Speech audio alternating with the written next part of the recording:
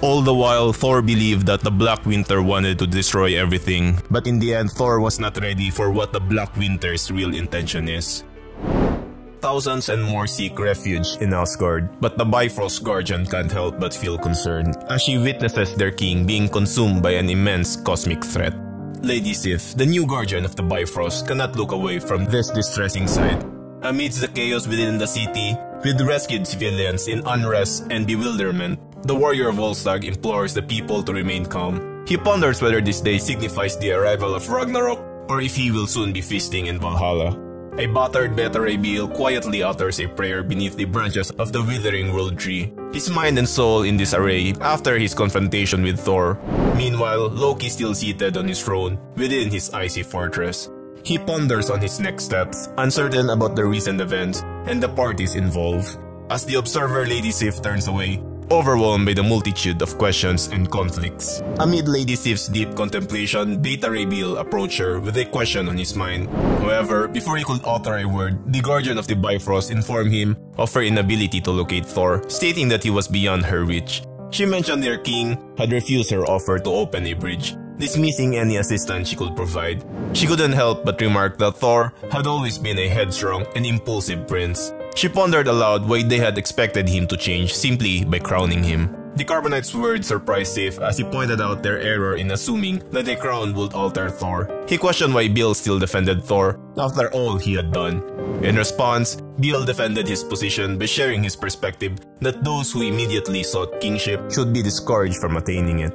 Bill also emphasized that Thor's actions were not entirely of his choosing and expressed his belief in a capacity for growth within Thor's heart. He whispered to himself that he had to hold on to that belief.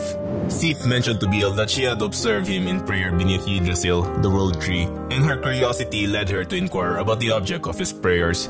Bill confided that he was praying for forgiveness. Upon hearing this revelation, the Watcher remained silent, but then questioned to whom he was directing his prayers. In response, Bill admitted that he did not know the answer. Instead, he informed her that Volstagg had suggested a gathering to discuss recent events and perhaps find solace in heroic revelry to ease their burdens momentarily.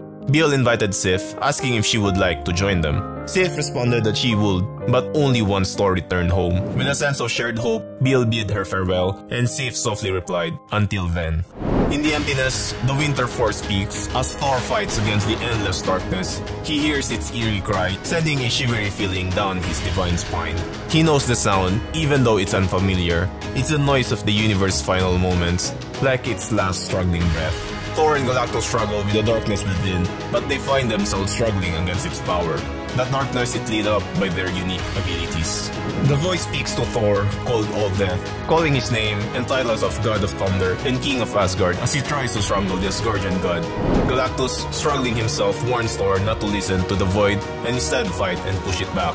All Death tells the Cosmic Devourer to calm himself, calling him Galan, and mentioned that he will be him in a moment. He added that he had waited long enough, as his god herald had intrigued him. Going back to Thor, All That calls the Asgardian king 2 additional titles he has never used: Thor, the Old Butcher, and the End God. Furious, Thor swings his hammer swiftly in the air, temporarily cutting through the darkness as he proclaims All That has been mistaken, as he has never worn such titles. The God of Thunder was about to creep back into the void about the end of things when All That released a powerful beam attack, drowning the Asgardian with his attack while asking him how he wanted to see himself die. At the same time, the void gradually engulfs Galactus. He shouts at it to get out of his thoughts. The storytelling explains more about the ominous Black Winter, referring to it as the Star Plague, and the Wrought Blizzard. The evil force dissolves everything in its path. It hungers for destruction, seeks to extinguish all, and infects light from within. It doesn't discriminate whether it's the sun, a galaxy, or a person. Galactus screams one last time before being completely consumed by the darkness, displaying a terrified expression. Thor, however, remains determined to resist, declaring that he won't succumb. The narrative continues, describing how the void tunnels from its core and devours from below.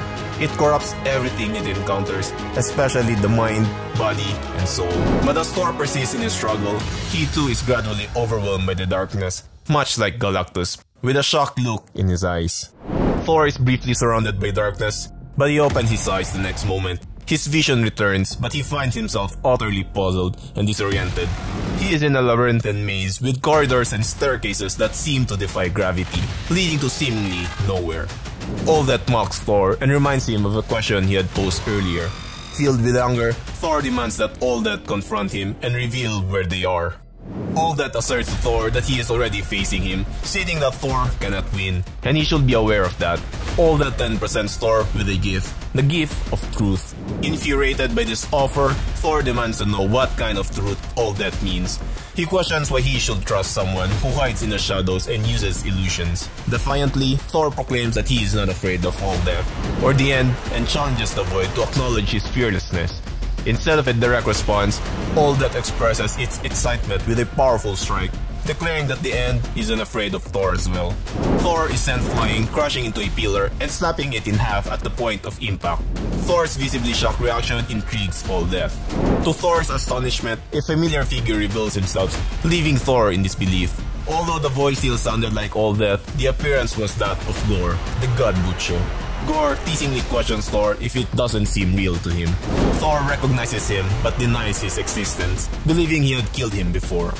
Thor threatens to kill Gorr again, but before he can finish his words, he screams in agony as a colossal blade pierces his abdomen from behind. In the background, All That laughs menacingly. Thor turns to see who attacked him and is taken aback by visiting an illusion resembling his treacherous brother, Loki. In his classic appearance, the illusion grins menacingly at Thor and mockingly recites, "In Odin's name, by his beard and ravens, it's my deceitful brother, Loki. How can this be?" The illusion chuckles and suggests that Thor is struggling to think. Fed up with the illusion's taunts, Thor asserts that it isn't his brother and shatters the weapon, impaling his abdomen. He swings Mjolnir to dispel the illusions, expressing his frustration. All That chimes in, suggesting that Thor needs more. A new illusion takes shape, appearing as a towering, demon-like beast. It snatches Thor like a toy and slams his face first into the ground. All That asks Thor as he rises with a bloody face if he sees the truth, stating that this is it. In the next scene, a weakened Thor struggles to rise as he faces numerous illusions resembling his past enemies, forming a makeshift rogues gallery. With a sinister tone, All That proudly declares that this is how Thor will meet his end. Thor takes the initiative, launching into action and striking the Gorr illusion, first among the enemies before him. All That ponders whether this might be Thor's demise. As the illusions retaliate against Thor, All That continues taunting the God of Thunder, claiming he has many possible endings. A crimson blade suddenly pierces Thor from behind, penetrating his chest. The Void proceeds to enumerate several grim fates for the Asgardian king, mentioning the Beyonder, the Serpent, Ragnarok, and Annihilus, as well as using words like burned, atomized, crucified, and unmade to describe the various ways Thor could meet his end. Meanwhile, Thor attacks the Loki illusion. Two colossal illusions deliver a decisive blow to Thor, sending him soaring through the air. All That continues his narration, suggesting that Thor's true destiny was to sacrifice himself to bring light to the darkness at the end of time. As Thor plummets, he lands inside the gaping maw of a dragon-like villain, which swiftly devours him. The Void adds that Thor was supposed to be a one-armed, one-eyed figure fighting alongside his brother against the Butcher.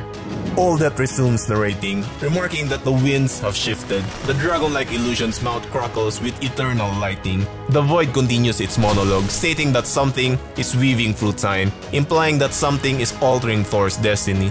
Suddenly, the dragon-like illusion's head detonates, and Thor emerges. Thor launches an assault on the remaining illusions, as All That persistently talks about how something is disrupting his fate. The Void then tauntingly possesses several questions to the God of Thunder, asking if he can sense it, if he desires to witness it, and ultimately, if he wishes to be shown the true conclusion, how it truly ends. The sad narrative persists, with Thor acknowledging the truth in All That's words deep within his core, even as he grapples with the illusion spinning him down. The narrative also suggests that Thor has sensed this change in the air since he ascended to the throne, in the echoes and thunder. While Thor swiftly dispatches a few illusions, the narrative hints at something amiss and fractured in the weight of his hammer, Mjolnir. Thor charges up Mjolnir, preparing for a decisive attack. As the narrative continues, the King of Asgard taps into the ancient rage of gods who come before him, all while standing in the heart of the ultimate storm, battered and worn.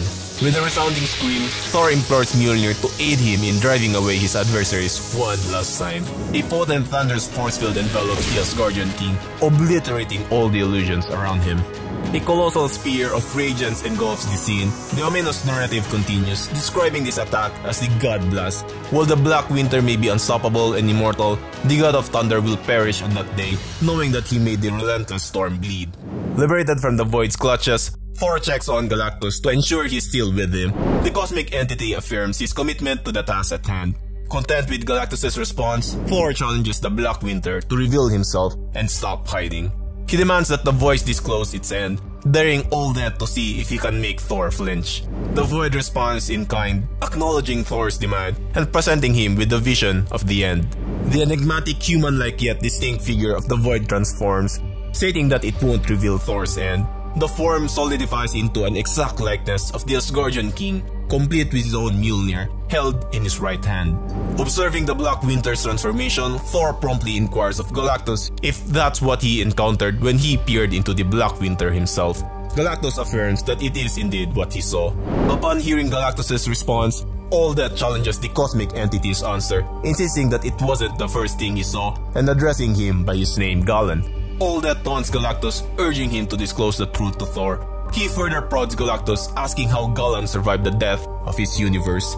Initially, Thor dismisses All That's words, declaring that he has enough of the talk and that no more lives shall be lost today. He adamantly asserts that he won't allow the Black Winter to claim his world and universe. However, realizing that Galactus revealed something different to Thor, the Void closes his eyes, displaying a disappointment expression as he unveils his true purpose. He informs the God of Thunder that he is not there to consume Thor's universe, but instead to warn him of the dark fate that awaits his world. Thor is bewildered by the Void's words, while Galactus attempts to caution him against listening. Nevertheless, Thor persists with his question, inquiring why the Void is there in the first place. All That opens his eyes and declares that he is present to reclaim what rightfully belongs to him. All That directs his finger towards Thor's companion, declaring he is there for him. Thor is momentarily rendered speechless, allowing the Void to elaborate as Galactus' form starts to radiate.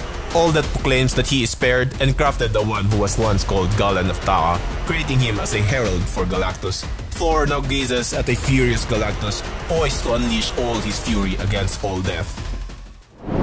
The ending was definitely a cliffhanger. Subscribe so you don't miss out when the next episode drops and see what Thor will do next. This is Carl and see you in the next one.